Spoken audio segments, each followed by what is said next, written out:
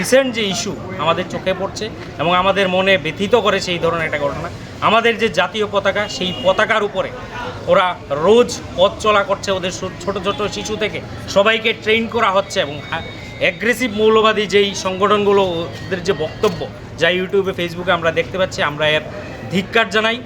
এবং যেই পতাকার অবমাননা ওই দেশে হচ্ছে, প্রত্যেকটা ভারতবাসীর বুকে একটা আঘাত চিরছে।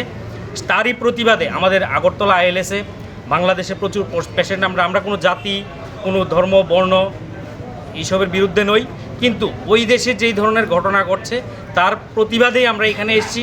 আমরা কর্তৃপক্ষের সঙ্গে এখনই আপনারা দেখেছেন কথাবার্তা বলেছি, ওনারা এগ্রি হয়েছেন। ওনাদের এইখানের যে হেল্প ডেস্ক রয়েছে, বাংলাদেশের হেল্প ডেস্ক আজ থেকে খোলা হয়েছে, আমাদের সামনেই এইগুলো শেষ হয়েছে এবং তারা আশ্বস্ত করেছেন আমাদের প্রত্যেককেই যে ওনারা আগামী দিনে আর বাংলাদেশের পেশেন্টকে, যতদিন না এই পরিস্থিতি বা বাংলাদেশ আমাদের কাছে মাপ চাইছে বা কোন ধরনের সুরাহার হচ্ছে, ওনারা এইখানে বাংলাদেশের কোনো পেশেন্টকে আর কোনো পরিষেবা দেবেন না। ওই দেশে আমাদের অবমাননা হচ্ছে, এই দেশে আমরা এদের পরিষেবা দেবো, এটা তো হতে পারে না।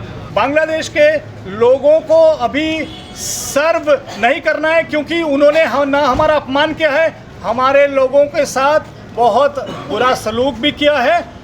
इसी भावना के साथ मैं आपको आश्वासन देता हूं कि हम उस देश के लोगों को कोई भी सर्विस नहीं दे रहे हैं और उनको सर्व नहीं कर रहे हैं।